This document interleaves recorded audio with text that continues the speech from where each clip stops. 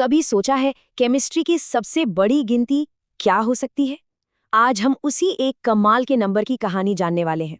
एक ऐसा नंबर जो इतना इतना बड़ा है कि सुनकर दिमाग घूम जाए। पर कमाल की बात यह है कि पूरी केमिस्ट्री की दुनिया बस उसी पर टिकी है। तो चलिए एक बहुत सीधे से सवाल से शुरू करते हैं। ये जो एक गिलास पानी है, इसमें पानी के कितने अणु मतलब मॉलिक्यूल्स हो सकते हैं? क्या लगता है, क्या इन्हें गिना जा सकता है? पहली बार में तो सुनने में ये एकदम नामुमकिन सा लगता है ना? और देखिए, बात सही भी है। एक एक मॉलिक्यूल को गिनना, अरे वो तो सच में इम्पॉसिबल है। लेकिन कहानी में एक ट्विस्ट है। केमिस्ट लोगों ने ना एक बड़ा ही स्मार्ट तरीका निकाल लिया है। एक ऐसा तरीका जिससे हम इन मॉलिक्यूल्स को सिर्फ गिन ही नहीं सकते, बल्कि उनके साथ एकदम सटीक तरीके से काम भी कर सकते हैं। तो चलिए आज इसी राज से पर्दा उठाते हैं। इस जादुई तरीके का राज सिर्फ एक शब्द में छिपा है, मोल। और इसे समझने का सबसे आसान तरीका पता है क्या है? बस इतना समझिए कि ये जो मोल है वो केमिस्ट्री की दुनिया का अपना दर्जन है। देखिए, जैसे हम कहते हैं 1 दर्जन केले, तो उसका मतलब होता है 12 केले, है ना? ठीक, बिल्कुल उसी तरह जब कोई केमिस्ट कहता है 1 मोल, तो उसका मतलब होता है 6.022 और उसके आगे 23 जीरोज। मतलब ये बस गिनने की एक बहुत बहुत ही बड़ी यूनिट है जो एटम्स और मॉलिक्यूल्स जैसी छोटी छोटी चीजों के लिए बनाई गई है। तो आसान भाषा में कहें तो मोल एक स्टैंडर्ड यूनिट है। इसे खासतौर पर एटम्स और मॉलिक्यूल्स जैसी इतनी छोटी चीज़ों के इतने बड़े ग्रुप्स को गिनने के लिए ही बनाया गया है। और सच बताएं, इसके बिना केमिस्ट्री में एकदम सटीक कैलकुलेशन करना लगभग नामुमकिन होता। और ये देखिए, ये है वो नंबर पूरा का पूरा लिखा हुआ, 602,200 खरब खरब। ये नंबर इतना इतना ज्यादा बड़ा है कि इसे ठीक से सोच पाना भी मुश्किल है। पर हैरानी की बात यह है कि केमिस्ट्री की दुनिया में ये तो रोज की बात है। इस खास नंबर का एक खास नाम भी है। इसे कहते हैं एवोगाड्रो नंबर। और ये सच में केमिस्ट्री का मैजिक नंबर है। जानते हैं क्यों? क्योंकि ये एक पुल बनाता है, एक ऐसी चीज के बीच जिसे हम तौल सकते हैं, यानी वजन, और एक ऐसी चीज के बीच जिसे हम देख भी नहीं सकते, यानी एटम्स की गिनती। तो ठीक है, अब असली सवाल ये है कि इस जानकारी का इस्तेमाल कैसे करें। चलिए अब अपने पहले टूल पर आते हैं। ये हमें सिखाएगा कि किसी भी चीज के वजन से ये कैसे पता लगाएं कि उसमें कितने मोल हैं।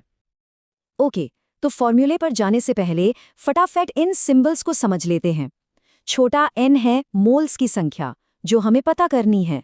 छोटा m है दिया गया वजन ग्राम्स में, और बड़ा M है मोलर मास, मतलब किसी भी चीज के ठीक 1 मोल का वजन। और ये रहा हमारा पहला काम का फॉर्मूला, n बराबर m/m। एकदम सिंपल है, आपको बस चीज के टोटल वजन को उसके 1 मोल के वजन से डिवाइड करना है और बस आपको मोल्स की संख्या मिल जाएगी। चलिए इसे एक असली उदाहरण से समझते हैं। मान लीजिए हमारे पास ठीक 36 ग्राम पानी है। तो सवाल ये है कि इस 36 ग्राम पानी में H2O के कितने मोल हैं? चलो पता लगाते हैं। देखिए, ये कितना सीधा साधा है। स्टेप 1, हमारे पास वजन यानी m है 36 ग्राम्स, और हमें ये भी पता है कि पानी H2O का मोलर मास यानी m होता है करीब 18 ग्राम्स प्रति मोल। स्टेप 2, अब बस फॉर्मूला लगाते हैं। 36 को 18 से डिवाइड करते हैं और स्टेप 3, जवाब आ गया 2.0 मोल। बहुत बढ़िया, तो हमें मोल्स की संख्या तो मिल गई, लेकिन याद है ना, हमारा असली सवाल तो मॉलिक्यूल्स की गिनती पता करना था। तो अब वक्त है हमारे दूसरे टूल का, जो हमें मोल्स की दुनिया से सीधा मॉलिक्यूल्स की दुनिया में ले जाएगा। ओके, इस दूसरे फॉर्मूले के लिए सिंबल्स हैं बड़ा N, जो है पार्टिकल्स की टोटल संख्या जो हमें पता करनी है। छोटा n वही मोल्स की संख्या है जो हमने अभी अभी निकाली, और Na है हमारा वही मैजिक नंबर, एवोगाड्रो नंबर। और इसका फॉर्मूला तो और भी आसान है, n बराबर n गुणा Na। मतलब पार्टिकल्स की टोटल गिनती जानने के लिए बस मोल्स की संख्या को हमारे उस जादुई एवोगाड्रो नंबर से मल्टीप्लाई कर देना है। तो चलिए अपने पानी वाले उदाहरण पर वापस चलते हैं। हमें पता चल गया था कि हमारे पास 2.0 मोल्स हैं। तो अब फाइनल सवाल ये है कि इन 2.0 मोल में असल में पानी के कितने मॉलिक्यूल्स हैं। और ये रही हमारी फाइनल कैलकुलेशन। स्टेप 1, हमारे पास n है 2.0। स्टेप 2, हम इसे एवोगाड्रो नंबर से मल्टीप्लाई करते हैं और स्टेप 3 हमें मिलता है हमारा दिमाग घुमा देने वाला जवाब 1.2 के आगे 24 जीरोज। जरा सोचिए, सिर्फ 36 ग्राम पानी में इतने सारे मॉलिक्यूल्स। अच्छा, ये सब कैलकुलेशंस तो बड़ी मजेदार हैं, पर असली सवाल तो ये है कि ये सब इतना जरूरी क्यों है? आखिर केमिस्ट लोग इतने बड़े बड़े नंबर से डील करते ही क्यों हैं?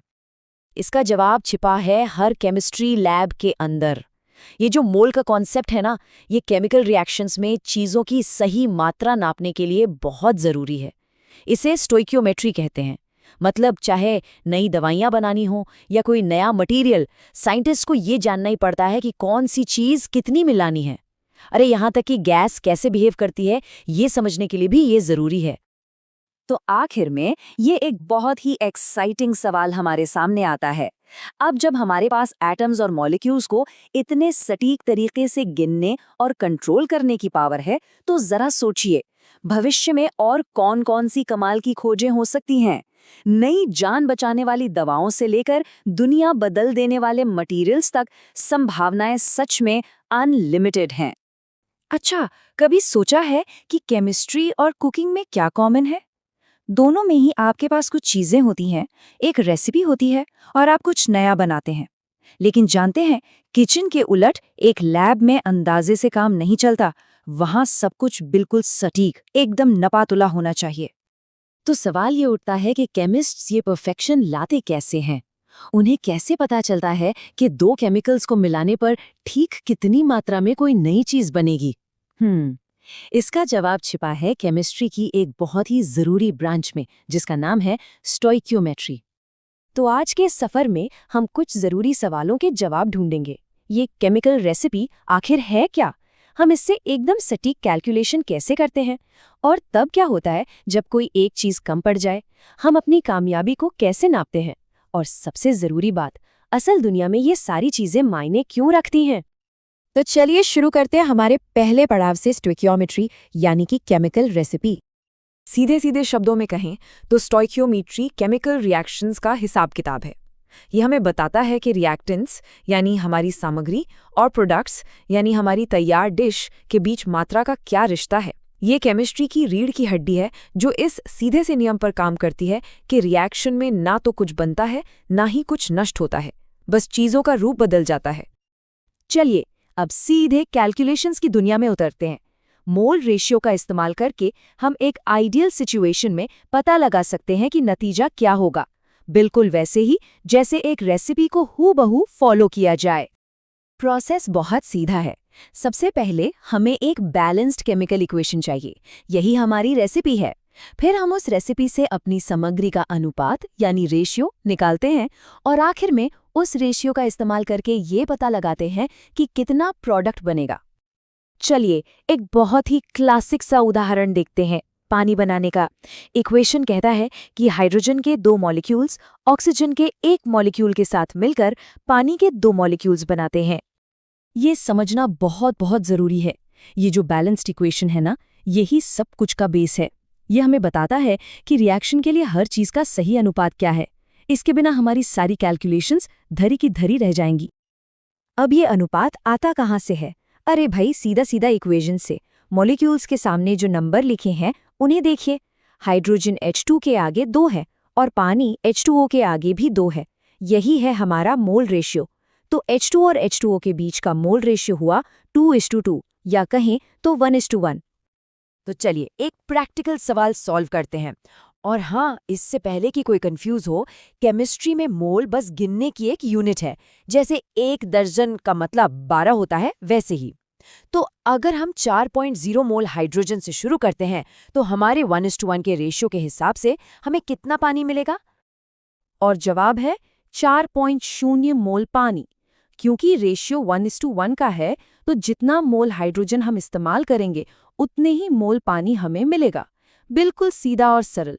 ये है एक परफेक्ट दुनिया में हमारी केमिकल रेसिपी का नतीजा।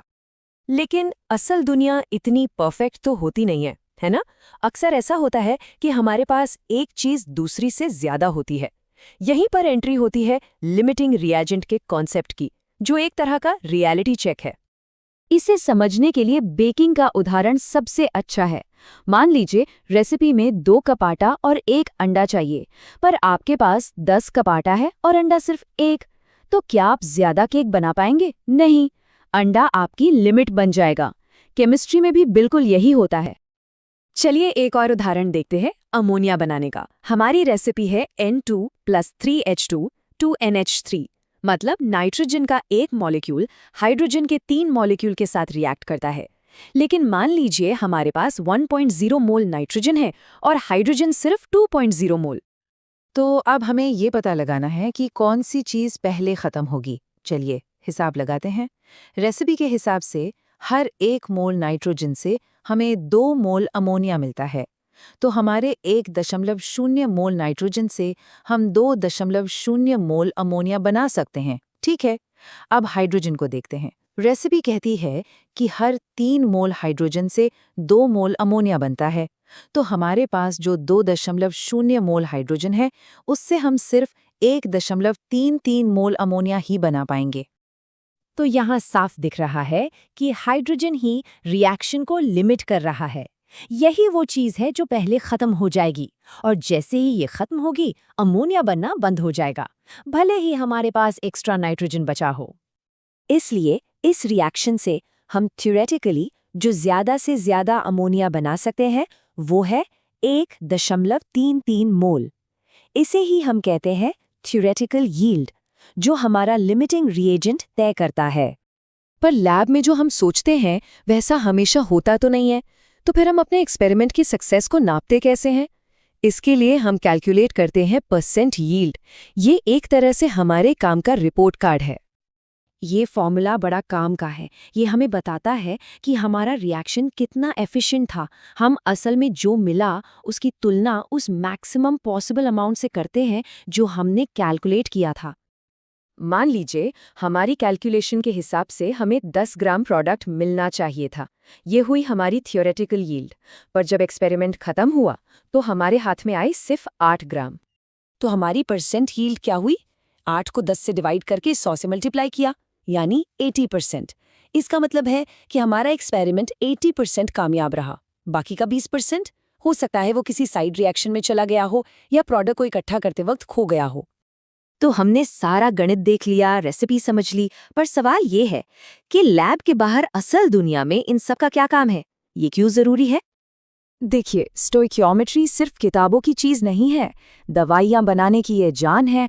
बड़ी बड़ी फैक्ट्रियों में इसी से पता चलता है कि कैसे कम से कम वेस्टेज हो और ज्यादा से ज्यादा फायदा। और हाँ, एक रॉकेट को अंतरिक्ष में भेजने के लिए कितना फ्यूल और ऑक्सीडाइजर लगेगा, इसका हिसाब भी यहीं से लगता है। ये एफिशिएंसी और सस्टेनेबिलिटी का विज्ञान है।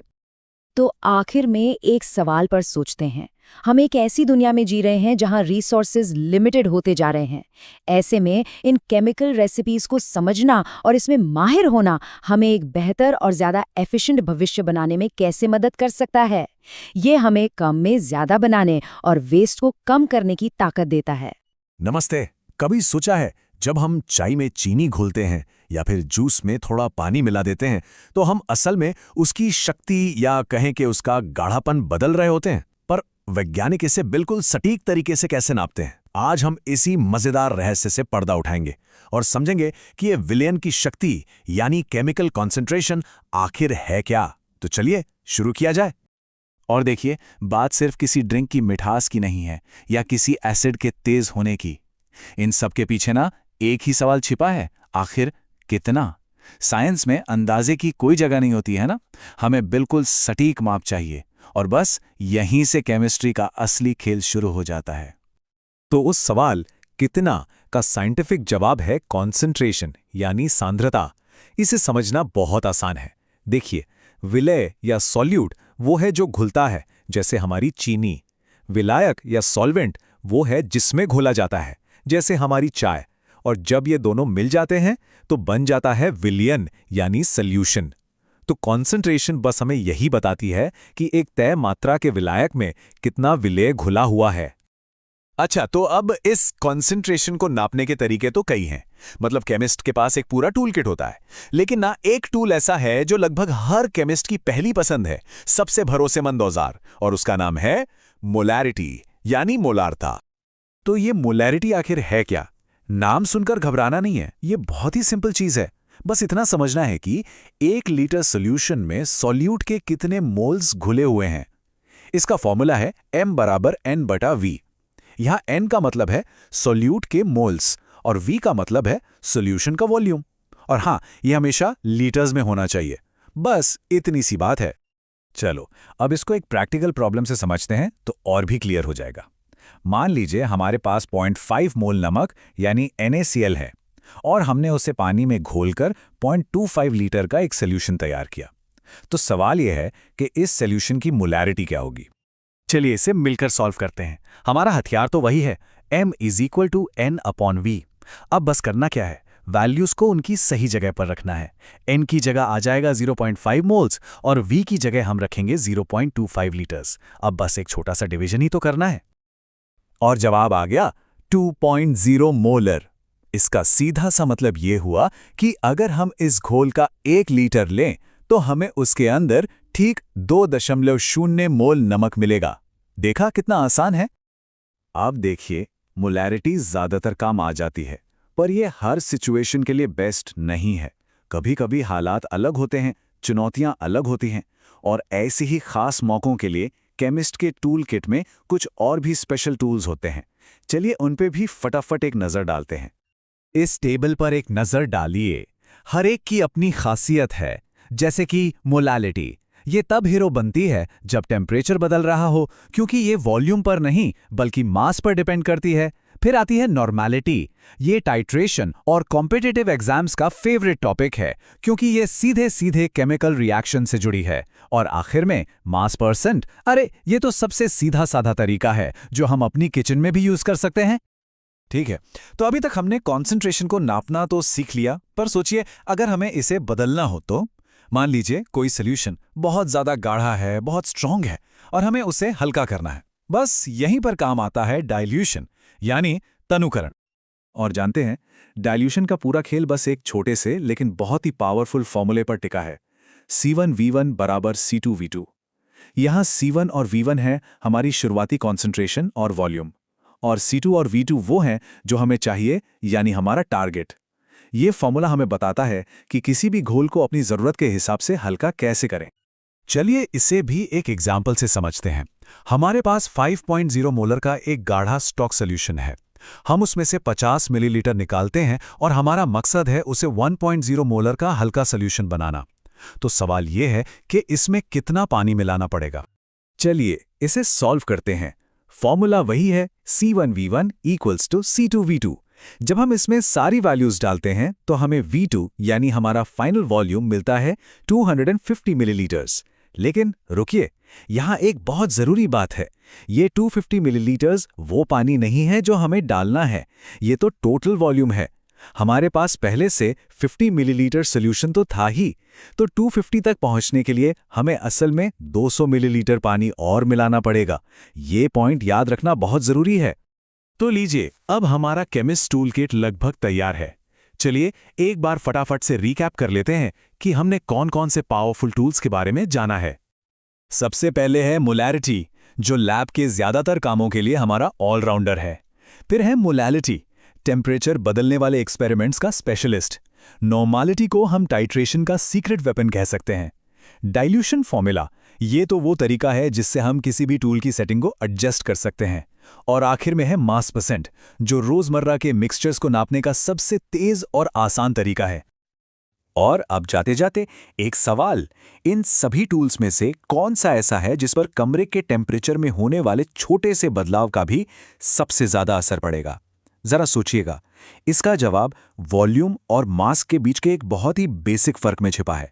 अगली बार तक के लिए सोचते रहिए। क्या कभी सोचा है कि हम हवा जैसी अदृश्य चीज के व्यवहार का अंदाजा इतनी सटीकता से आखिर कैसे लगा सकते हैं? इसका जवाब कुछ बहुत ही बुनियादी नियमों में छिपा है जो गैसों की दुनिया को कंट्रोल करते हैं। यही सवाल हमें साइंस के एक बहुत ही पावरफुल इक्वेशन की तरफ ले जाता है, एक ऐसा फॉर्मूला जो हमें गैसों के रहस्यों को समझने में मदद करता है। तो चलिए इसे जानते हैं। केमिस्ट्री में कुछ समीकरण बहुत ही मौलिक और ज़रूरी होते हैं, और ये उनमें से एक है। हम बात कर रहे हैं आदर्श गैस नियम की, जो गैसों को समझने की, समझिए एक तरह से कुंजी है। तो ये रहा वो समीकरण PV = nRT। देखने में तो ये काफी सिंपल लगता है ना? पर ये एक मास्टर की तरह है जो गैसों की दुनिया का ताला खोलता है। ये हमें दिखाता है कि कैसे एक गैस का प्रेशर, वॉल्यूम और टेम्परेचर एक दूसरे से गहराई से जुड़े हुए हैं। ये समीकरण 5 अलग-अलग चीजों से बना है जिन्हें हम वेरिएबल्स कहते हैं। तो चलिए इस कोड को तोड़ते हैं और एक-एक करके देखते हैं कि इनमें से हर एक हिस्सा हमें गैस के बारे में क्या बताता है। सबसे पहले है P, यानी प्रेशर या दबाव। इसे ऐसे समझिए जैसे एक गुब्बारे के अंदर की हवा लगातार उसकी दीवारों पर बाहर की ओर धक्का लगाती है, बस यही दबाव है। फिर आता है V, यानी वॉल्यूम। ये तो सीधा साधा है, गैस जितनी जगह घेरती है वही उसका वॉल्यूम है। हमारे गुब्बारे वाले उदाहरण में ये गुब्बारे का पूरा आकार होगा। अब ये N क्या है? ये है मोल्स। अब मोल्स सुनने में थोड़ा टेक्निकल लग सकता है, पर इसका सीधा सा मतलब है कि गैस की मात्रा कितनी है, यानी असल में गैस के कण कितने हैं। और आखिर में T, यानी टेम्परेचर या तापमान।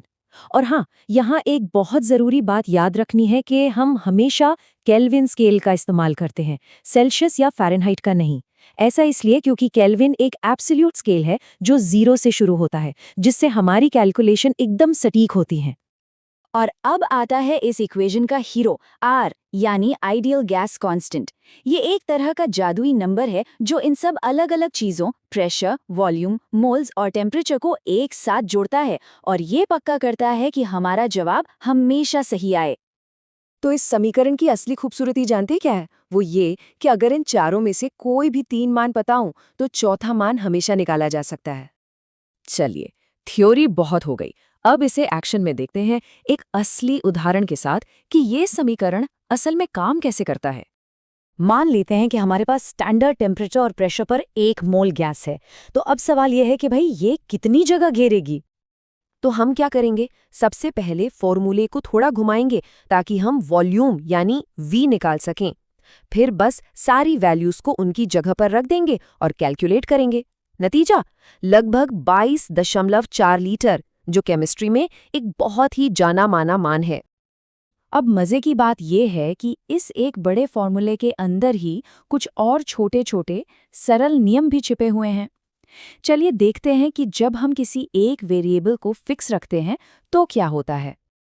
जब हम किसी एक चीज को फिक्स कर देते हैं तो हम बाकी चीजों के बीच सीधे और सरल रिश्ते देख सकते हैं जो अपने आप में अलग अलग नियम हैं। मिसाल के तौर पर बॉयल का नियम हमें बताता है कि अगर टेम्परेचर फिक्स है तो प्रेशर और वॉल्यूम एक दूसरे के उल्टे काम करते हैं, मतलब एक बढ़ेगा तो दूसरा घटेगा। और ये सारे नियम, चाहे वो बॉयल का हो, चार्ल्स का हो या गे-लुसैक का, असल में उसी एक बड़े आइडियल गैस नियम के ही स्पेशल केस हैं। तो जब हम इन सभी छोटे छोटे संबंधों को एक साथ मिला देते हैं तो हमें एक और भी ज्यादा काम का समीकरण मिलता है, और वो है कंबाइंड गैस लॉ। ये हमें एक ही गैस की 2 अलग अलग सिचुएशंस की तुलना करने देता है। इससे हमें ये समझने में मदद मिलती है कि अगर हालात बदले तो गैस का बर्ताव कैसे बदलेगा।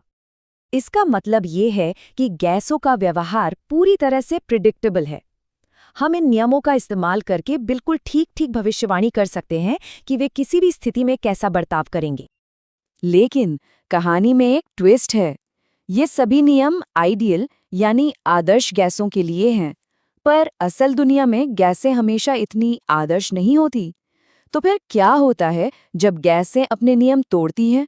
खैर, ये एक और दिलचस्प सवाल है जिसके बारे में फिर कभी बात करेंगे। नमस्ते।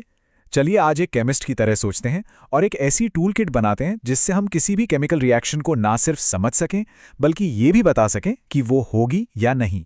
कभी सोचा है कि हैंड वार्मर गर्म क्यों हो जाते हैं लेकिन इंस्टेंट कोल्ड पैक एकदम ठंडे? ये एक आम सी दिखने वाली पहेली है, लेकिन ये हमें केमिकल रिएक्शंस के एक बहुत ही बुनियादी सिद्धांत तक ले जाती है, और वो है एनर्जी का फ्लो।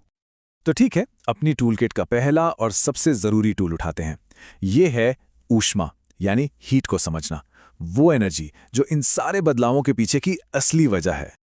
और ये स्लाइड हमारे उस पहले सवाल का जवाब बिल्कुल साफ कर देती है। देखिए, हैंड वार्मर में होती हैं एक्सोथर्मिक रिएक्शंस जो अपने अंदर से गर्मी बाहर फेंकती हैं।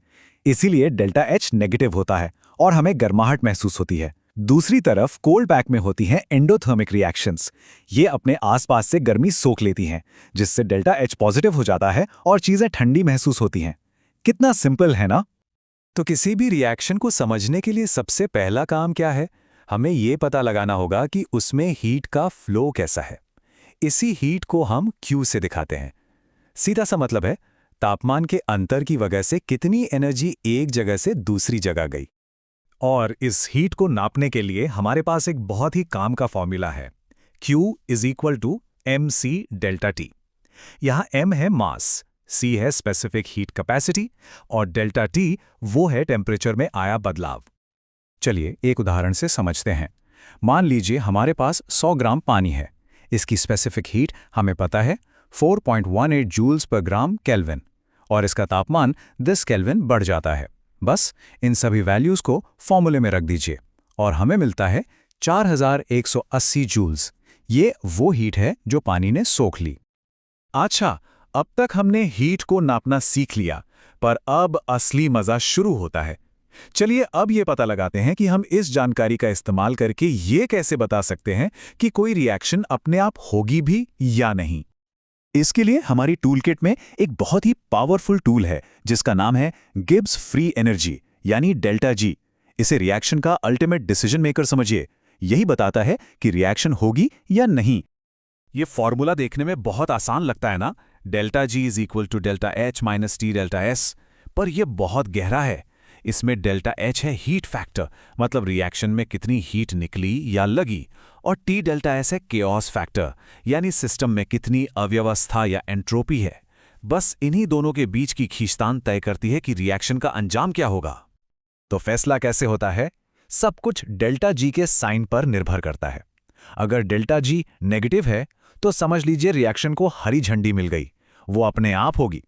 अगर डेल्टा जी पॉजिटिव है तो मतलब उसे बाहर से एनर्जी का धक्का चाहिए, और अगर डेल्टा जी 0 है तो सिस्टम एकदम परफेक्ट बैलेंस में है, जिसे हम इक्विलिब्रियम कहते हैं। लेकिन एक मिनट, जो रिएक्शंस अपने आप होती हैं, क्या वो हमेशा पूरी हो जाती हैं? जरूरी नहीं। अक्सर वो एक ऐसे पॉइंट पर पहुंच जाती हैं जहां वो रुक सी जाती हैं, एक बैलेंस पॉइंट पर। इसी को हम कहते हैं साम्यावस्था या इक्विलिब्रियम। तो सवाल यह है कि ये बैलेंस पॉइंट कहां पर है, इसे कैसे नापें? इसके लिए हमारे पास एक और टूल है, इक्विलिब्रियम कांस्टेंट यानी Kc। ये वैल्यू हमें बताती है कि बैलेंस पर प्रोडक्ट्स और रिएक्टेंट्स का अनुपात क्या है, मतलब रिएक्शन कितनी आगे तक गई। Kc को लिखना बहुत सीधा है। ऊपर रखिए प्रोडक्ट्स की कॉन्सेंट्रेशन और नीचे रखिए रिएक्टेंट्स की। और हां, हर किसी की पावर में उसका कोएफिशिएंट लगाना मत भूलिएगा। जैसे अमोनिया बनाने वाली इस फेमस रिएक्शन को देखिए। यहां एक्सप्रेशन होगा NH3 का स्क्वायर डिवाइडेड बाय N2 और H2 का क्यूब। बहुत बढ़िया। अब हम रिएक्शन की भविष्यवाणी भी कर सकते हैं और उसके बैलेंस को समझ भी सकते हैं। लेकिन क्या हम उसे कंट्रोल कर सकते हैं? क्या हम उसे अपनी मर्जी से आगे पीछे कर सकते हैं? जी हां, और यहीं पर हमारा अगला टूल काम आता है। इसका जवाब एक बहुत ही खूबसूरत और आसान से नियम में छिपा है, ले चाटलियर का सिद्धांत। ये कहता है कि अगर किसी बैलेंस में बैठे सिस्टम को परेशान किया जाए, मतलब उस पर कोई स्ट्रेस डाला जाए, तो सिस्टम उस स्ट्रेस को कम करने की कोशिश करेगा। वो उल्टी दिशा में शिफ्ट हो जाएगा। तो ये स्ट्रेस या तनाव क्या हो सकता है? कई चीजें, जैसे कि कॉन्सेंट्रेशन। सोचिए, अगर हम और ज्यादा रिएक्टेंट डाल दें तो सिस्टम क्या करेगा? वो उस एक्स्ट्रा रिएक्टेंट को खत्म करने के लिए और ज्यादा प्रोडक्ट बनाएगा। इसी तरह हम तापमान या प्रेशर बदलकर भी इस बैलेंस को अपनी मर्जी से बदल सकते हैं।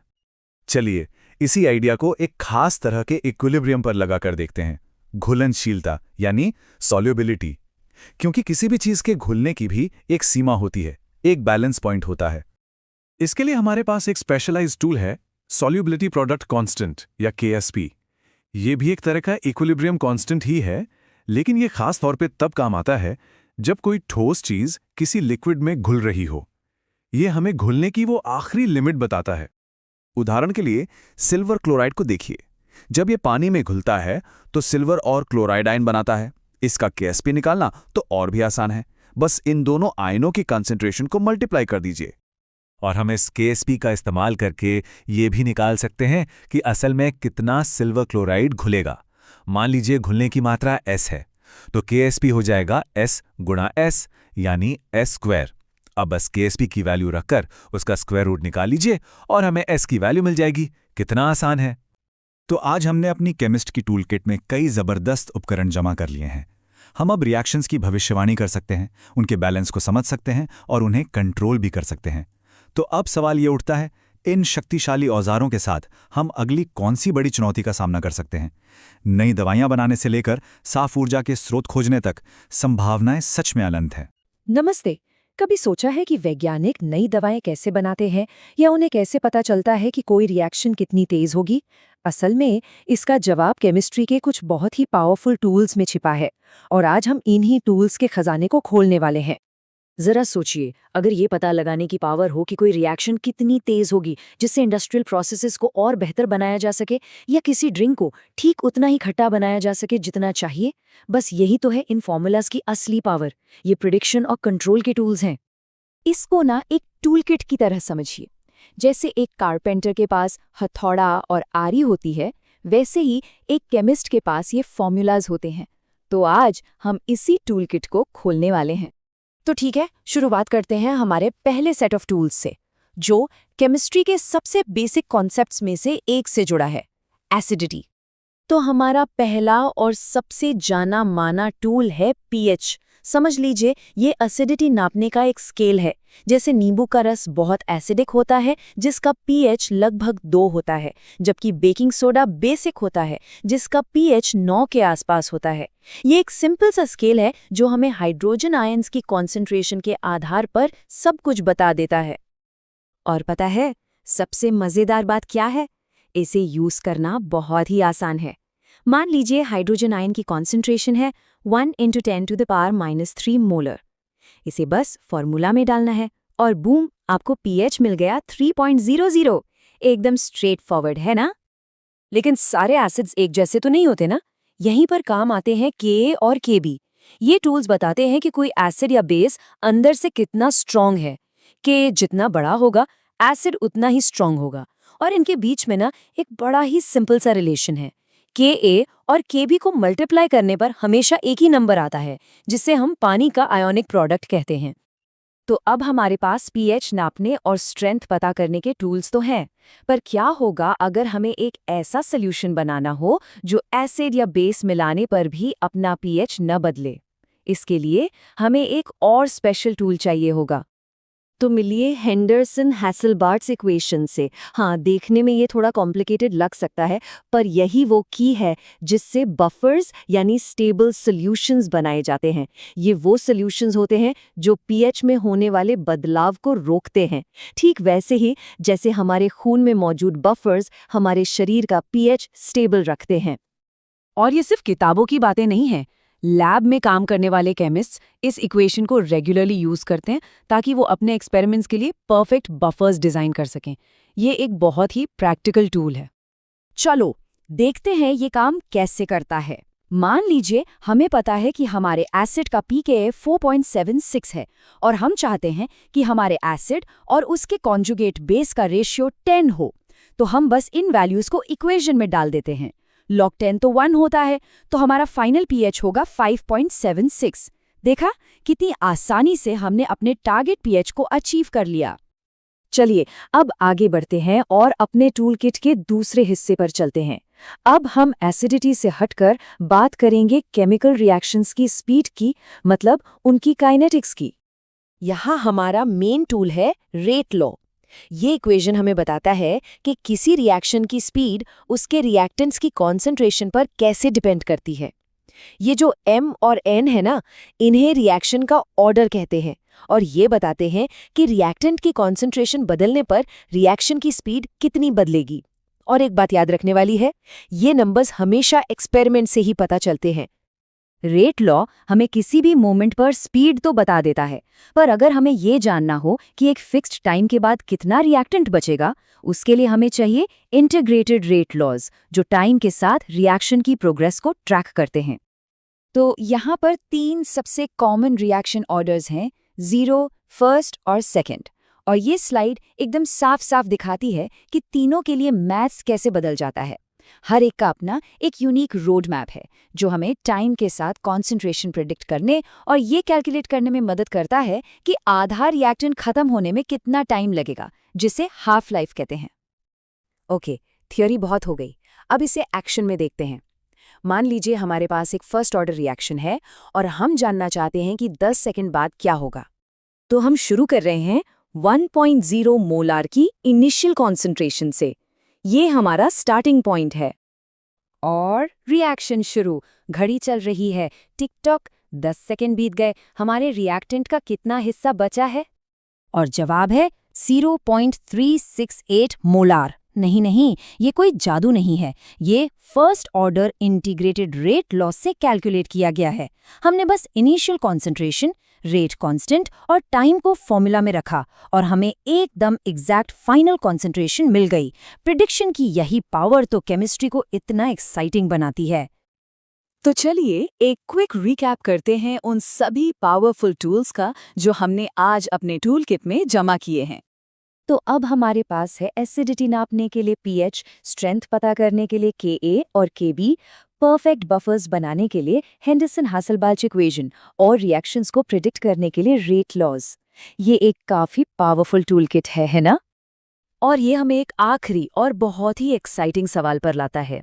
अब जब हमारे पास ये टूल्स हैं तो इनसे क्या किया जा सकता है? नई दवाएं, बेहतर मटेरियल्स, ज्यादा एफिशिएंट एनर्जी सोर्सेज, संभावनाएं एंडलेस हैं। केमिस्ट्री की असली खूबसूरती सिर्फ जानने में नहीं बल्कि कुछ नया बनाने में है।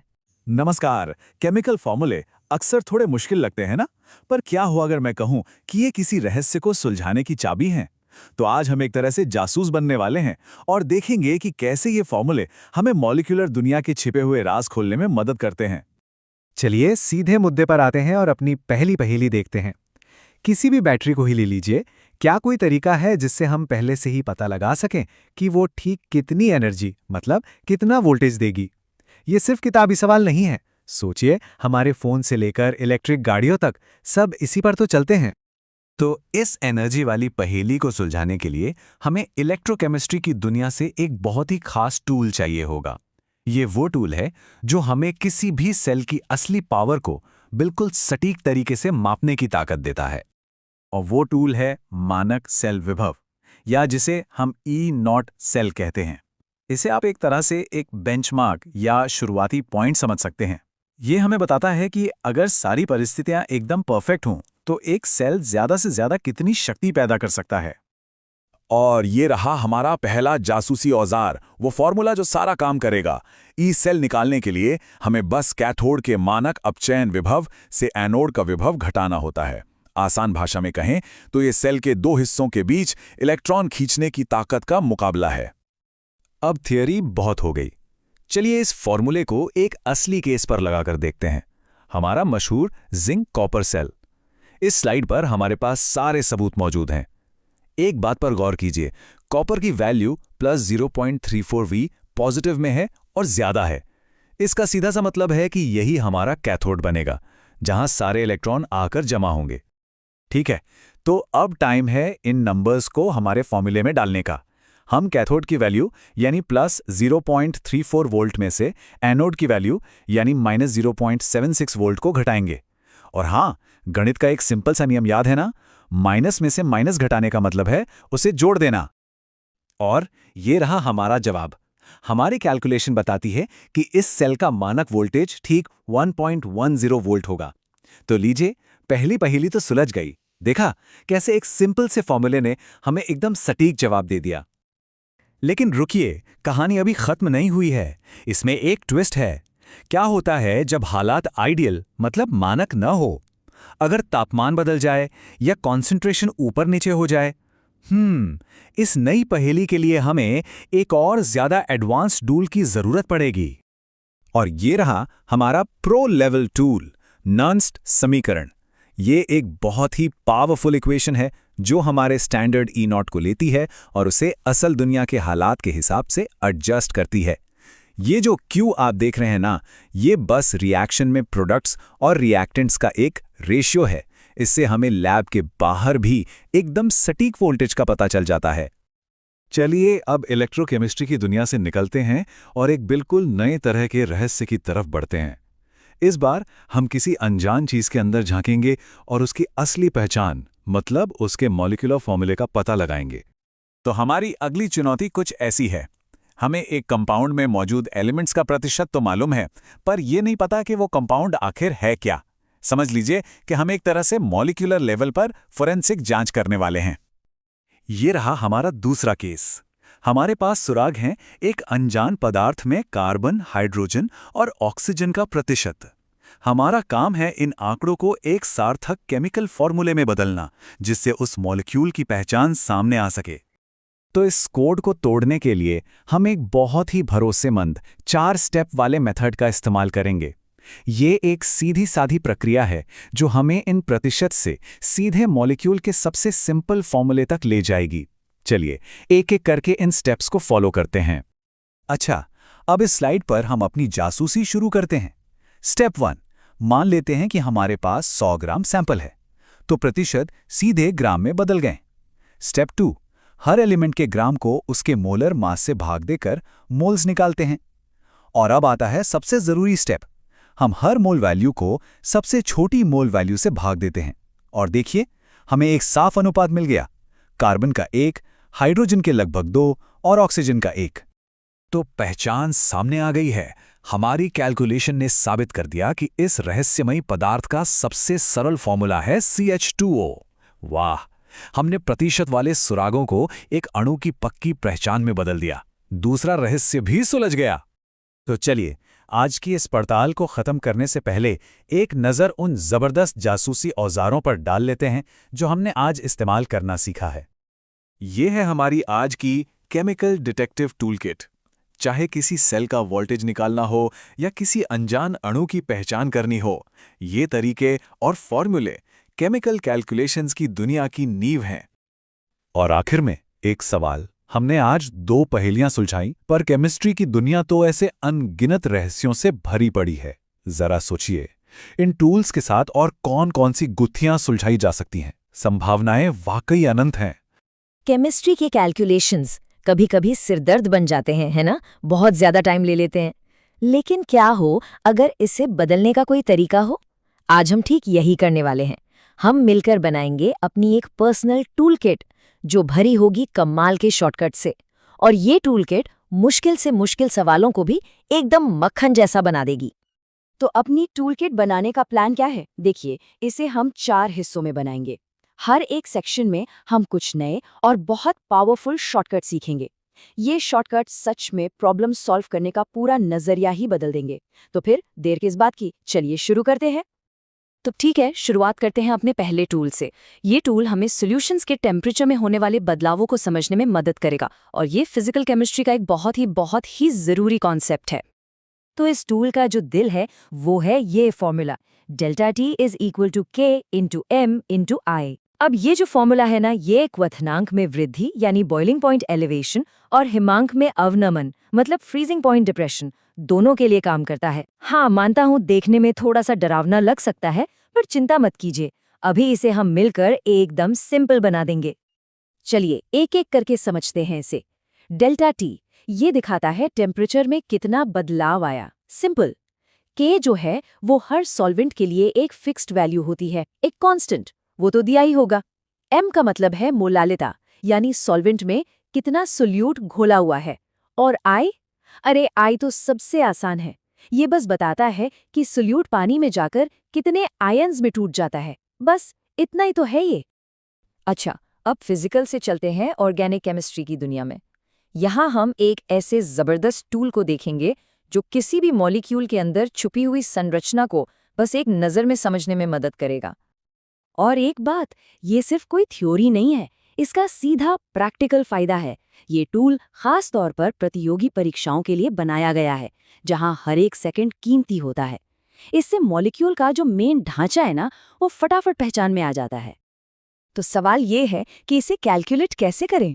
अरे ये तो एक आसान सी रेसिपी जैसा है। स्टेप 1, जितने कार्बन है उसमें 1 जोड़ दो। स्टेप 2, जितने हाइड्रोजन है उसका आधा घटा दो। और स्टेप 3, जितने नाइट्रोजन है उसका आधा जोड़ दो। हाँ, एक छोटी सी बात ध्यान रखनी है, हैलोजन को हमेशा हाइड्रोजन की तरह ही गिनना है। बस हो गया काम। चलिए अब बारी है कुछ ऐसी ट्रिक्स की जो सच में किसी जादू से कम नहीं लगती। ये वो शॉर्टकट है जो रोजमर्रा की केमिस्ट्री प्रॉब्लम्स को हल करने के लिए कह सकते हैं बिल्कुल जरूरी है। अब देखिए, तेजी से कैलकुलेशन करने के लिए कुछ बेसिक चीजें तो याद रखनी ही पड़ती हैं। ये चार्ट कुछ सबसे कॉमन मोलर मास दिखा रहा है। अगर ये याद हो गए तो यकीन मानिए कैलकुलेटर पर बर्बाद होने वाला बहुत सारा टाइम बचेगा और स्पीड तो कई गुना बढ़ जाएगी। अब एक मजेदार सवाल पूछता हूँ, क्या ऐसा हो सकता है कि किसी स्ट्रॉन्ग एसिड का पीएच सिर्फ और सिर्फ 3 सेकंड में पता चल जाए? सुनने में नामुमकिन लगता है ना? पर जवाब है हाँ, बिल्कुल हो सकता है। और हमारा अगला टूल हमें यही सिखाने वाला है।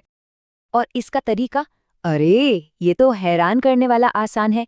अगर हाइड्रोजन आयन की कॉन्सेंट्रेशन 10 की पावर में दी गई हो, मान लीजिए 10 टू द पावर -x, तो pH की वैल्यू कुछ नहीं, बस वो पावर होगी, यानी x। कोई मुश्किल लॉ कैलकुलेशन की जरूरत ही नहीं है ना कमाल?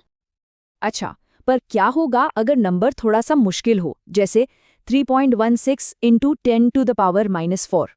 ये ट्रिक तब भी काम करती है।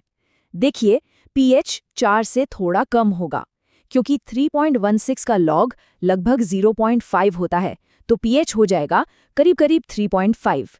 ये एक जबरदस्त अंदाजा है जो आपको सही जवाब के बहुत करीब ले जाता है। चलिए अब हम अपनी टूल किट के आखिरी हिस्से पर आ गए हैं।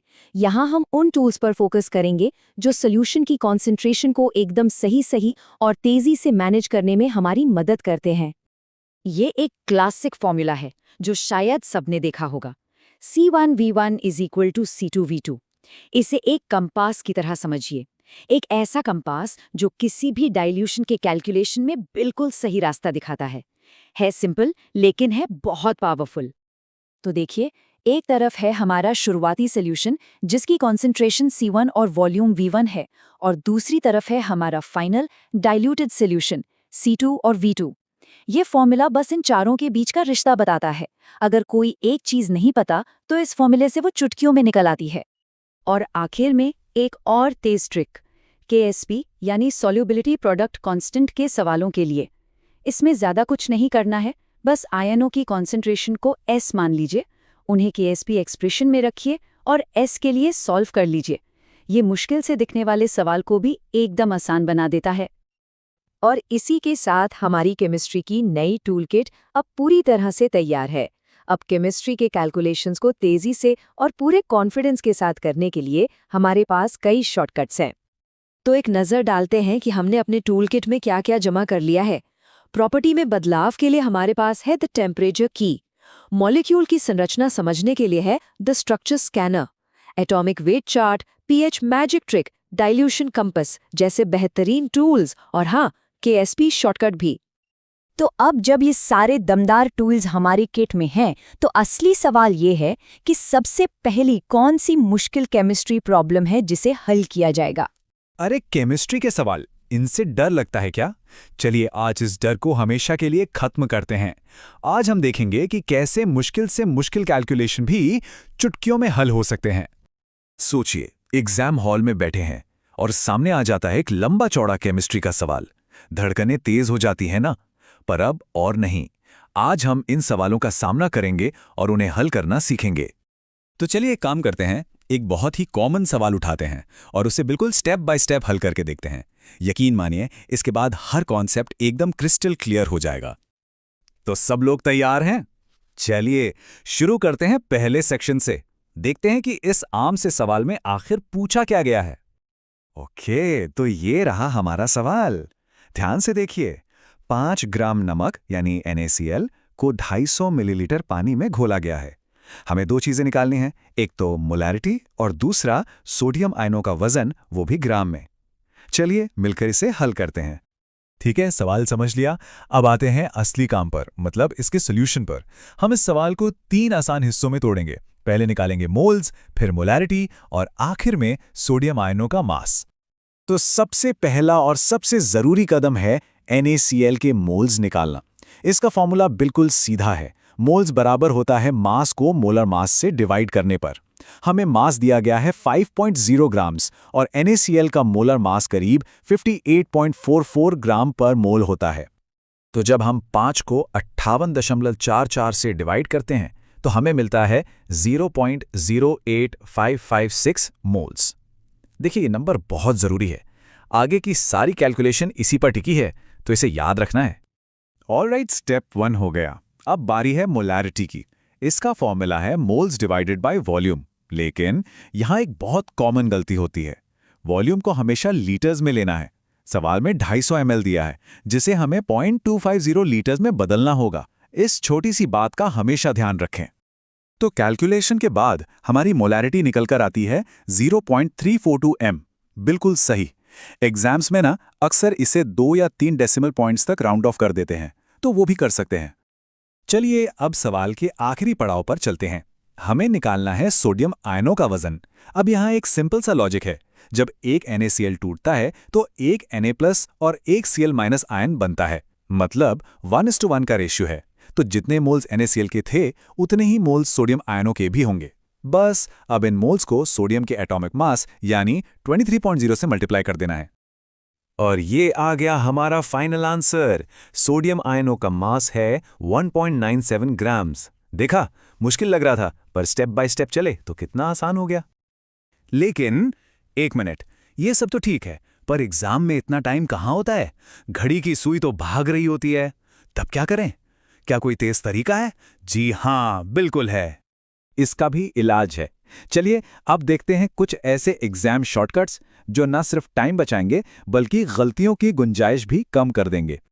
तो इस सेक्शन में हम बात करेंगे कुछ स्मार्ट टिप्स की। ये वो तरीके हैं जो एग्जाम में बहुत मददगार साबित हो सकते हैं। ओके, ये स्लाइड बहुत इंपॉर्टेंट है, ध्यान से देखिए। पहला टिप, यूनिट कंसिस्टेंसी, मतलब मोलैरिटी के लिए हमेशा लीटर्स का इस्तेमाल करें। गैस लॉ में केल्विन, ये छोटी छोटी बातें नंबर कटवा देती हैं। दूसरा है 100 ग्राम मेथड। जब भी परसेंटेज कंपोजिशन वाले सवाल आएं तो सैंपल को 100 ग्राम मान लो, कैलकुलेशन एकदम मक्खन हो जाएगी। फिर है लॉग वैल्यूज। पीएच के सवालों में log 2, log 3, log 5 की वैल्यूज याद हो तो जवाब चुटकियों में निकलता है। चौथा पॉइंट, साइन कन्वेंशंस। थर्मोडायनामिक्स में ये बहुत जरूरी है। कब डेल्टा H नेगेटिव होगा, कब डेल्टा G नेगेटिव होगा, ये बिल्कुल क्लियर होना चाहिए। और आखिर में RIC टेबल्स। स्टोइक्योमेट्री के जो मुश्किल सवाल होते हैं ना, RIC टेबल बनाने से वो बिल्कुल ऑर्गेनाइज हो जाते हैं। ये पांचों टिप्स यकीन मानिए गेम चेंजर हैं। तो अब हमारे पास क्या है? सवाल सॉल्व करने का स्टेप बाय स्टेप तरीका भी है और तेजी से करने के लिए स्मार्ट ट्रिक्स भी। अब इन दोनों को एक साथ इस्तेमाल करने की स्ट्रैटेजी बनाते हैं। तो टेक अवे क्या है? यही कि सही स्ट्रैटेजी इन दोनों का मिक्स है, मेथोडोलॉजिकल अप्रोच और स्मार्ट शॉर्टकट्स। जब ये दोनों साथ मिल जाते हैं तो कोई भी कैलकुलेशन मुश्किल नहीं लगता। तो अब बताइए, जब अगला सवाल सामने आएगा तो डर लगेगा या उसे एक चैलेंज की तरह लिया जाएगा? मुझे पूरा यकीन है कि अब हर कोई अगले सवाल के लिए पूरी तरह से तैयार है। नमस्ते, चलिए आज रसायन विज्ञान की दुनिया में उतरते हैं और अपनी तैयारी को एक मजेदार चुनौती के साथ परखते हैं। यह देखने का एक शानदार मौका है कि हम कहाँ खड़े हैं और कहाँ सुधार की जरूरत है। तो सवाल यह है कि क्या तैयारी पक्की है? ये सिर्फ एक सवाल नहीं है, बल्कि अपनी तैयारी को जांचने का एक मौका है। अगले कुछ मिनटों में हम कुछ ऐसे सवालों को हल करेंगे जो परीक्षा में सफलता की कुंजी बन सकते हैं। केमिस्ट्री है ना, कभी कभी एक पहेली जैसी लगती है, लेकिन सच कहूं सही तरीके से देखो तो इसे सुलझाने में बहुत मजा आता है। हम देखेंगे कि इन चुनौतियों को आसानी से कैसे पार किया जा सकता है। तो चलो बातों में वक्त नहीं गवाते और सीधे सवालों पर आते हैं। हम एक एक करके कुछ बहुत जरूरी सवालों को हल करेंगे। पेन और नोटबुक तैयार रखना, साथ साथ सॉल्व करने की कोशिश करना। तो ये रहा हमारा पहला सवाल मोलैरिटी पर। 250 मिलीलीटर सॉल्यूशन में 0.5 मोल सॉल्यूट है, तो मोलैरिटी क्या होगी? थोड़ा समय लीजिए और इसका जवाब सोचने की कोशिश कीजिए। देखो, इस सवाल को सॉल्व करने की चाबी है ये एक सिंपल सा फॉर्मूला। मोलैरिटी मतलब मोल्स ऑफ सॉल्यूट को लीटर्स ऑफ सॉल्यूशन से डिवाइड कर दो, बस। और ये याद रखना बहुत जरूरी है क्योंकि केमिस्ट्री लैब में ये चीज सबसे ज्यादा काम आती है। अब देखो, कैलकुलेशन करते वक्त एक चीज का ध्यान रखना बहुत जरूरी है, यूनिट्स। सबसे पहला काम 250 ml को लीटर में बदलो, यानी 0.250 लीटर। यहीं पर सबसे ज्यादा गलतियां होती हैं। फिर बस वैल्यूज को फॉर्मूले में डाल दो, 0.5 मोल डिवाइडेड बाय 0.250 लीटर। और जवाब आ गया 2.0 m। देखा कितना सिंपल था, बस यूनिट्स का खेल था। चलो अब अगले सवाल पर चलते हैं। हमारा अगला सवाल है स्टोइकियोमेट्री का। एक रिएक्शन है, 2A से बनता है B। अगर A का 0.4 मोल रिएक्ट करता है तो B का कितना मोल बनेगा? इस तरह के सवालों को सॉल्व करने के लिए बस इक्वेशन को ध्यान से देखना है। 2A-B ये हमें क्या बता रहा है? ये बता रहा है कि A के हर 2 मोल से B का 1 मोल बनता है। ये बिल्कुल एक रेसिपी की तरह है। 2 कप A डालो तो 1 कप B मिलेगा।